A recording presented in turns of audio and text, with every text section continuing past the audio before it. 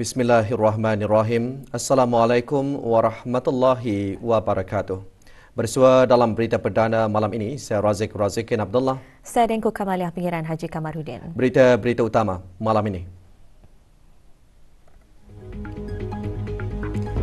Ke bawah Duli Yang Maha Mulia Paduka Seri Baginda Sultan dan Yang di-Pertuan Negara Brunei Darussalam bertitah menzahirkan keyakinan hubungan akrab antara negara Brunei Darussalam dan Arab Saudi diperkukuhkan lagi melalui keberangkatan rasmi.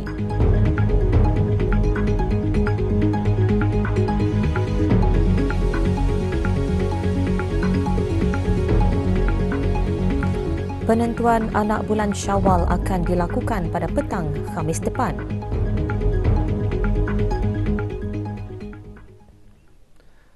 Ke bawah Duli Yang Maha Mulia Paduka Seri Baginda Sultan Haji Hassanal Bolkiah Muizzuddin Wad Daulah, Ibni Almarhum Sultan Haji Omar Ali Saifuddin Sadul Khairuddin, Sultan dan Yang di-Pertuan Negara Brunei Darussalam, berangkat bagi menghadiri majlis perjumpaan bersama His Royal Highness Prince Muhammad bin Salman bin Abdul Aziz As Saud, Putra Mahkota dan Perdana Menteri Arab Saudi yang bertempat di As-Salam Palace, Jeddah.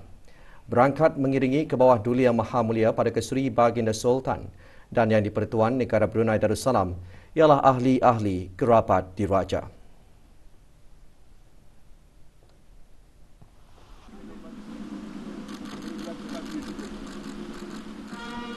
Keberangkatan tiba ke bawah Duli Yang Maha Mulia di As-Salam Palace dialulukan oleh His Royal Highness Putra Mahkota dan Perdana Menteri Arab Saudi.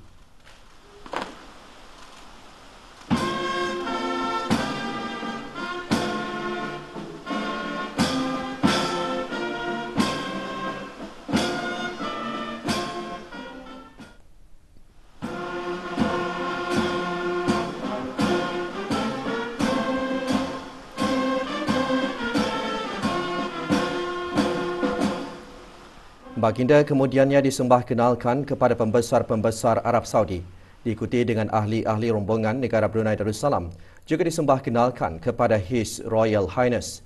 Turut hadir Tuan Yang Terutama Dr. Majid bin Abdullah Al-Kasabi, Menteri Perdagangan dan Pengerusi Lembaga Pengarah Pihak Berkuasa Am Perdagangan Asing, selaku Menteri Pengiring.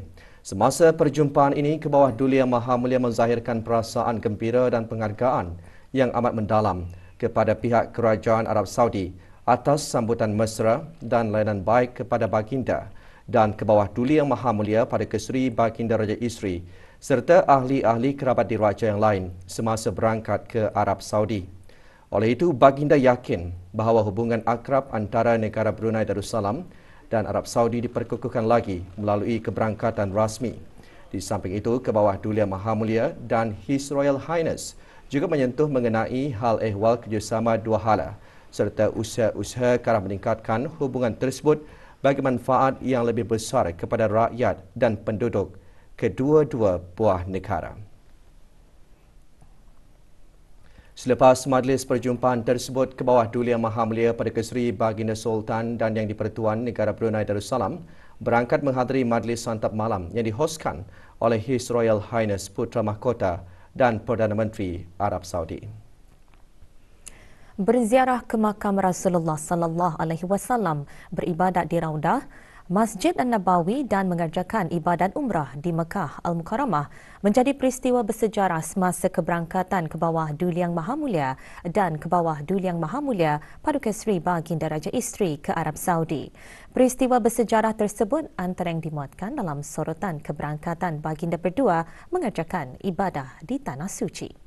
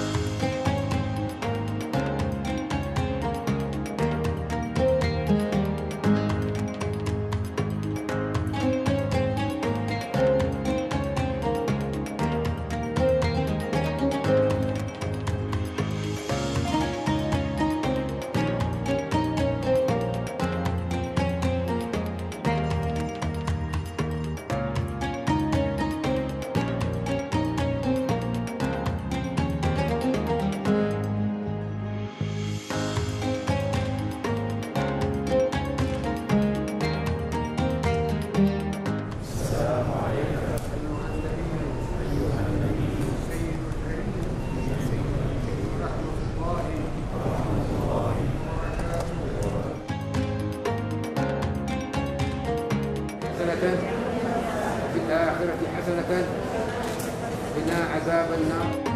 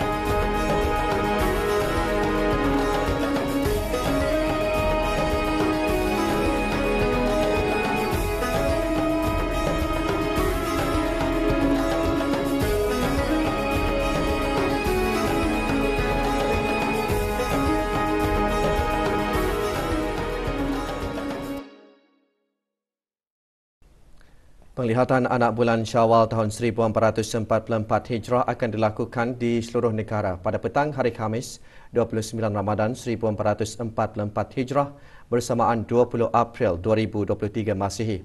Hakim-hakim syar'i dan pegawai-pegawai mahkamah-mahkamah syariah, Jabatan Kehakiman Negara, Jabatan Perdana Menteri bersama pegawai-pegawai dari Jabatan Ukur Kementerian Pembangunan akan berada di tempat-tempat yang telah ditetapkan untuk meruqyah anak bulan Syawal. Tempat-tempat meruqyah anak bulan Syawal ialah Menara DST, Bangunan Ibu Pejabat DST, Taman Rekreasi Tanjung Batu, Kampung Sabun dan Bukit Akuk, Jerudong bagi daerah Brunei dan Muara, Bukit Lumut daerah Blaid dan Bukit Ampuk daerah Tutong. Sempena bulan suci Ramadan yang penuh berkah, Persatuan Veteran Angkatan Bersenjata Diraja Brunei Perwira mengadakan majlis khatam Al-Quran dan bertahlil di Surau Ad-Difa, Bolkiah Garrison.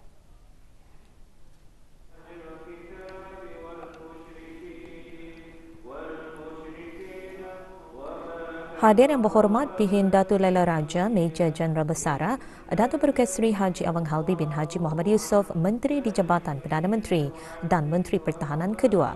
Majlis diselajurkan dengan penyampaian derma anak yatim dan solat fardu maghrib berjemaah. Juga hadir penasihat-penasihat perwira.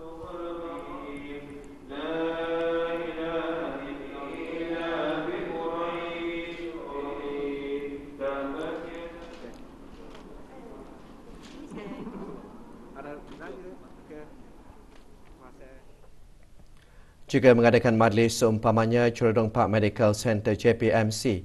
Majlis Khatam Al-Quran berlangsung petang kemarin di Masjid Al-Amirah Al-Hajah Maryam, Kampung Jerudong.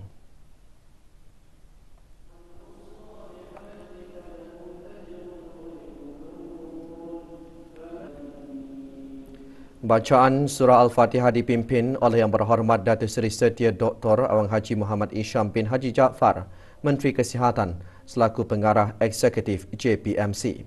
Majlis merupakan sebagai salah satu pengisian acara sempena sambutan ulang tahun Jubli Perak JPMC.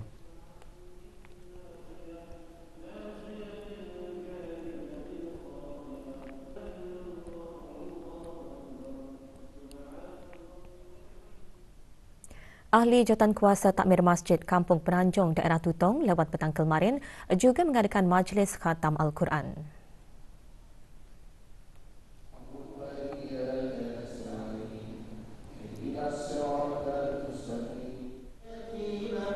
Majlis dimulakan dengan bacaan surah-surah lazim beramai-ramai diikuti dengan bacaan takhtim. Majlis diselajurkan dengan penyerahan infak kepada 15 orang fakir miskin di kampung berkenaan yang disempurnakan oleh Yang Berhormat Awang Abdul Aziz bin Haji Hamdan, Ahli Majlis Mesyuarat Negara.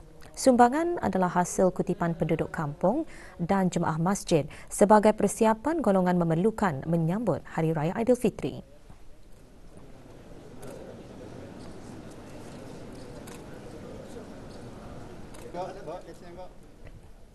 Juga mengadakan majlis yang sama Masjid Kampung Labu Estate daerah Temburong lewat petang kemarin.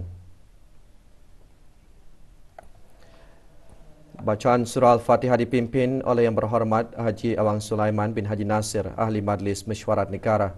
Juga diadakan penyampaian sumbangan barangan asasi kepada beberapa orang penduduk kampung.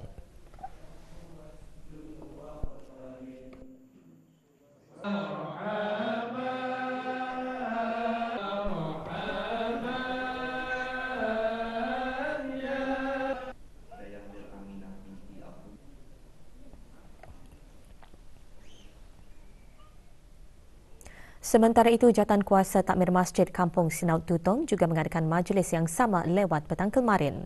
Acara berlangsung di Masjid Kampung berkenaan.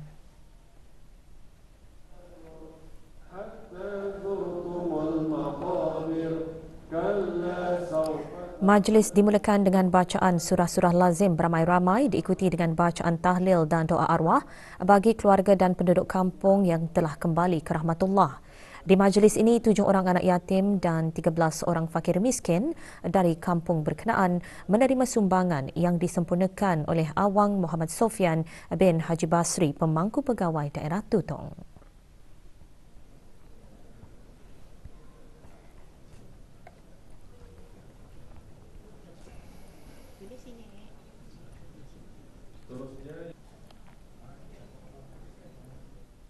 Kementerian Hal Ehwal Agama pagi tadi juga menganjurkan majlis khatam Al-Quran bagi para pegawai dan kehitangan wanita Kementerian Hal Ehwal Agama. Majlis berlangsung di Masjid Hasan Al-Bolkiah, Kampung Mentiri. Bacaan surah Al-Fatihah dipimpin oleh Datin Hajah Dayang Nahriyah binti Haji Awang Hasbi, Isteri Menteri Hal Ehwal Agama.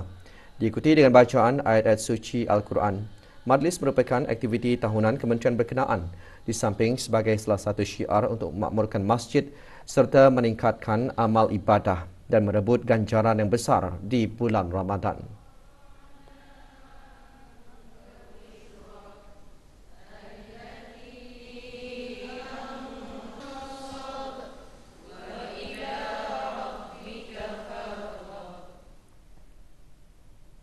Negara Brunei Darussalam sekarang berada dalam tempoh peralihan monsun. Pada lazimnya, kesan angin tempatan memainkan peranan yang penting dalam mempengaruhi cuaca harian negara. Orang ramai adalah dinasihatkan untuk mengambil langkah-langkah awal akan kejadian cuaca aktif yang diramalkan berlaku. Keadaan cuaca diramalkan aktif pada 16 April hingga 17 April 2023 disebabkan oleh sistem tekanan rendah berdekatan di kawasan rantau ini. Ia akan mengakibatkan atmosfera menjadi tidak stabil dan lembap yang menggalakkan pembentukan awan hujan dan boleh menyebabkan keadaan berangin dan sekali-sekala kencang, terutama semasa hujan lebat melintasi kawasan negara. Hujan sekali-sekala lebat dan berpetir dijangka menjejaskan beberapa kawasan negara. Kelajuan angin kencang boleh meningkat sehingga 40 km sejam semasa atau dekat hujan lebat dan berpetir.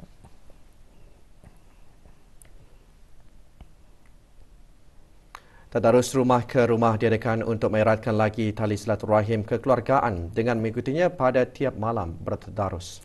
Ikuti bahan beritanya selepas ini.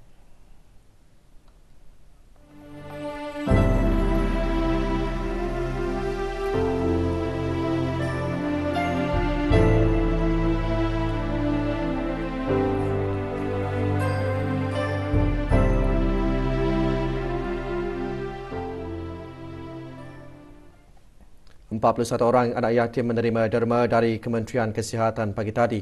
Majlis Anjuran bersama Jabatan Perkhidmatan Perubatan dan Pusat Promosi Kesihatan diselajurkan dengan Majlis Sambutan Nuzul Al-Quran dan Majlis Khatam Al-Quran. Majlis diadakan di Dewan Al-Afiyah, Kementerian Kesihatan. Majlis dimulakan dengan bacaan surah Al-Fatihah, tahtim dan doa khatam. Penyampaian derma disempurnakan oleh Yang Berhormat Datuk Seri Setia Dr. Awang Haji Muhammad Isham bin Haji Jaafar, Menteri Kesihatan. Para penerima derma terdiri daripada warga Kementerian Kesihatan dan jabatan-jabatan di bawahnya.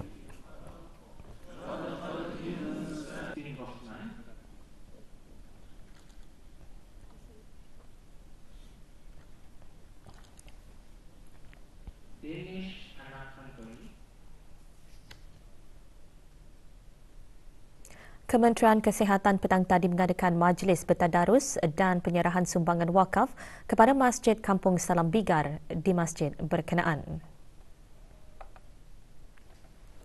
Hadirin yang berhormat Datuk Seri Setia Dr. Awang Haji Muhammad Isham bin Haji Jaafar, Menteri Kesihatan.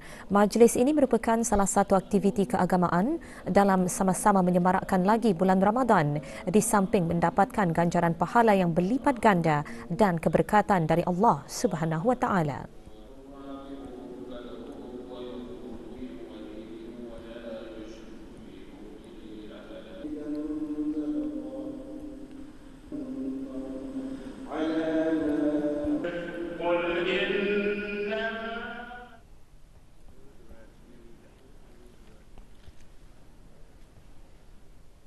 Dalam usaha menyemarakkan bulan Ramadan, Kementerian Kebudayaan Belia dan Sukan dengan kerjasama pelbagai pihak yang berkepentingan menganjurkan program Kembara Amal Ramadan secara serentak di keempat-empat daerah. Bagi daerah Brunei dan Muara, rombongan Kembara Ramadan diketuai oleh Yang Berhormat Datuk Seri Setia Awang Haji Nazmi bin Haji Muhammad, Menteri Kebudayaan Belia dan Sukan. Sebanyak 5 buah rumah dikunjungi. Sementara di daerah Blyth, rombongan mengunjungi 4 buah rumah diketuai oleh Pengiran Muhammad Amir Rizal bin Pengiran Haji Mahmud, Setiausaha Tetap Kesukanan Kementerian Kebudayaan Belia dan Sukan. Di daerah Temburong pula, rombongan mengunjungi 4 buah rumah diketuai oleh Dr. Siti Nur Khalbi binti Haji Wasafela, Pemangku Setiausaha Tetap Kebudayaan Kementerian Kebudayaan Belia dan Sukan. Manakala Kembara Amal Ramadan di daerah Tutong diketuai oleh Pengiran Haji Rosli bin Pengiran Haji Halus, Pemangku Pengetua Pusat Sejarah Brunei. Syarikat Brunei Methanol Sdn Berhad petang kemarin juga mengadakan majlis penyampaian derma dan berbuka puasa. Majlis berlangsung di salah sebuah hotel di Kadong. Hadira Datuk Seri Paduka Haji Khairudin bin Haji Abdul Hamid, Timbalan Menteri Kewangan selaku Timbalan Pengerusi Syarikat Brunei Methanol Sdn Berhad. Majlis dimulakan dengan penyampaian derma kepada 11 buah keluarga yang kurang kemampuan dari Mukim Liang, daerah Blyth.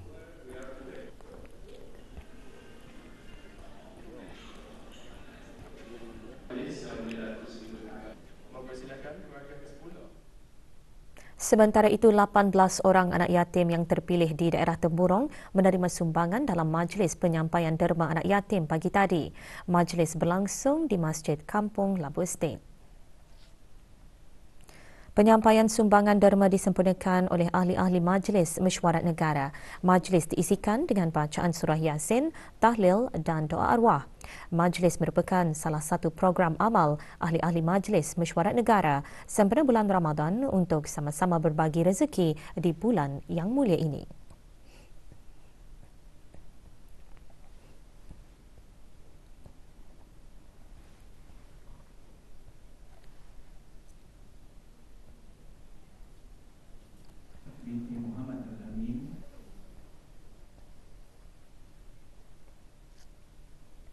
Biro Kemasyarakatan dan Perhubungan Majlis Perundingan Kampung Rancangan Perumahan Negara Kampung Pancur Mangkubau, Kawasan 4 dan 5 mengadakan program ziarah kasih.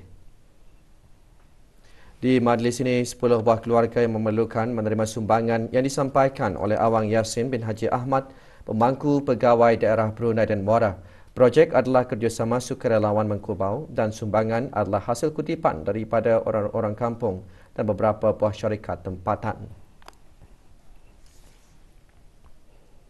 20 orang anak yatim terdiri daripada ahli-ahli perpustakaan Dewan Bahasa dan Pustaka Daerah Tutong pagi tadi menerima sumbangan pada majlis penyampaian derma anak-anak yatim. Majlis diadakan di perpustakaan berkenaan. Penyerahan derma disempurnakan oleh Abang Suib bin Haji Abdul Wahab, pemangku pengarah Dewan Bahasa dan Pustaka. Sumbangan tersebut merupakan hasil kutipan derma yang dikumpulkan daripada pegawai dan kaki tangan DBP sempena bulan Ramadan. Ia antara lain bertujuan untuk sama-sama meraihkan dan mengeratkan lagi silaturahim dengan anak-anak yatim. Yang Mulia Abang Muhammad Akmal Sebagai usaha meringankan beban perbelanjaan golongan tertentu menjelang tibanya Hari Raya Aidilfitri, program Amal Impian Cahaya Iman lewat petang kemarin mengadakan majlis bersungkai dan penyampaian derma bagi asnaf, ibu-ibu tunggal dan anak-anak yatim. Majlis yang diupayakan dengan kerjasama kumpulan prihatin Women Business Council WBC itu berlangsung di Kompleks An-Najat, Kampung Mata-Mata. Hadirat Awang Haji Khairul Arifin bin Haji Ali, pemangku pengarah bahagian Perkhidmatan Sosial Kementerian Kebudayaan, Belia dan Sukan. Majlis diteruskan dengan penyampaian naskah-naskah Al-Quran kepada 150 anak-anak yatim dan golongan asnaf yang terpilih. Mereka juga menerima sumbangan derma dan barang-barang asasi yang diagihkan oleh penderma-penderma dan infak daripada orang-orang persendirian, syarikat-syarikat dan persatuan-persatuan di negara ini.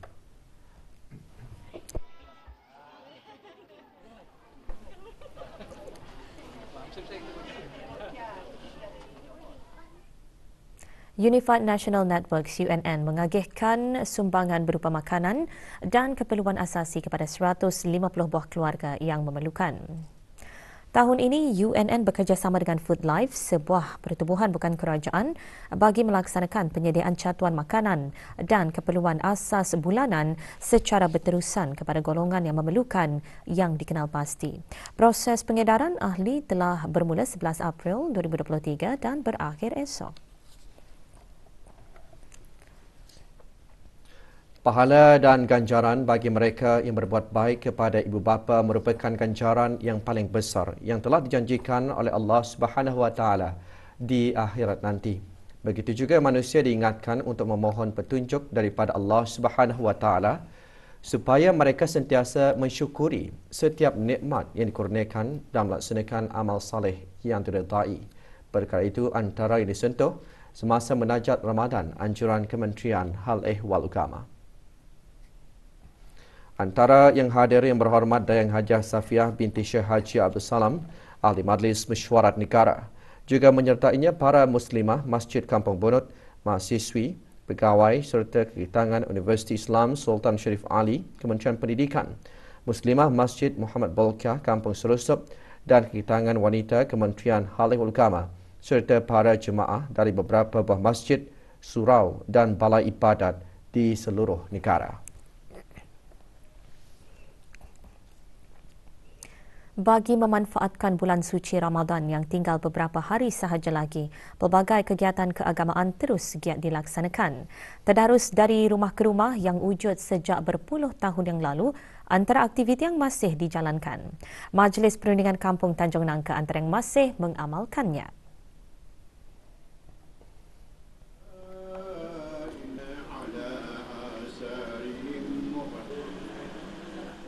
Alhamdulillah, program Majlis Bertadarus Al-Quran sepanjang bulan Ramadan ini sebenarnya telah lama dijalankan sejak daripada bertahun-tahun dan kami merupakan generasi penerus bagi meneruskan usaha yang telah dilaksanakan dan telah dibuat oleh penduduk kampung yang sebelum ini, yang kebanyakannya telah kembali ke rahmatullah, dan mudah-mudahan usaha murni, usaha yang diungkayahkan ini akan mendapat ganjaran pahala. Selain daripada memperbaiki bacaan Al-Quran, tujuan program Tadarus Rumah ke Rumah diadakan untuk mengeratkan lagi tali silaturahim kekeluargaan dengan mengikutinya pada tiap malam bertadarus. Digalakkan supaya tadarus ini akan dari rumah ke rumah ini akan diteruskan sehingga sehingga masa-masa yang akan datang lah, dan digalakkan juga penglibatan kanak-kanak orang muda-muda supaya akan lebih ramai, walaupun pada masa ini kebanyakannya ada warga mas lah yang terlibat. Mudah-mudahan dengan adanya majlis seumpama ini kita akan dapat meraih keberkatan daripada Allah Subhanahu Wa Taala, khususnya bagi keluarga kita ni, masyarakat kita ni, penduduk kampung khususnya, dan negara Brunei Darussalam. Dengan adanya program bermanfaat seperti ini, ia diharap akan dapat diperbanyakkan lagi di masa akan datang. Bukan sahaja untuk warga emas, tetapi bagi generasi belia muda yang masih kurang tahu akan kewujudannya. Selain dari menyemarakkan bulan Ramadan, kita sebagai umat Islam perlu mengekalkan aktiviti ini agar ia tidak hilang begitu sahaja. Untuk meningkatkan kesedaran orang awam mengenai pendidikan Islam bagi kanak-kanak berkeperluan khas yang memfokuskan kepada golongan autisma, kumpulan Al-Ta'lim iaitu peserta program eksekutif muda YEP kohort ke-7 pagi tadi mengadakan forum khas mengenainya. Forum berlangsung di Institut Perkhidmatan Awam IPA. Hadir Dr. Hajah Nur Maya binti Haji Muhammad Saleh, pengarah IPA. Forum merupakan salah satu manifestasi daripada projek pendekatan masyarakat yang dijalankan oleh peserta YEP kohort ke-7. Forum menampilkan 4 orang ahli panel yang dihasrat agar para ibu bapa serta penjaga kanak-kanak autisma dan pihak-pihak berkepentingan beroleh manfaat dan perkongsian yang berguna, khususnya pendidikan Islam kanak-kanak autisma di negara ini.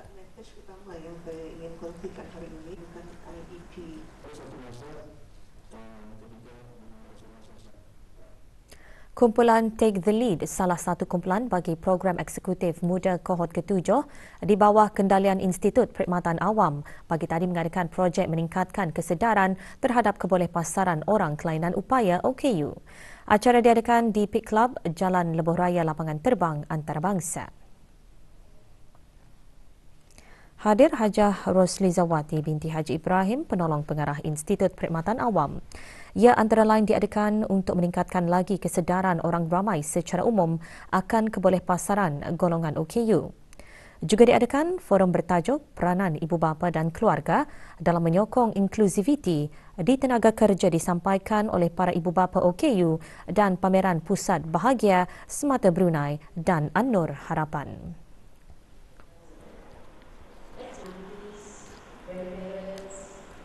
Kami berharap agar pengunjung yang hadir untuk mendapat mindset yang berbeza dari sebelumnya, untuk melihat kebolehan dan potensi orang kelainan upaya, dan juga kami berharap agar banyak lagi pemberigaan mengenai dengan kebolehpasaran orang kelainan upaya ini di masa akan datang menerusi program-program dan kursus dari agensi dan industri yang berkaitan.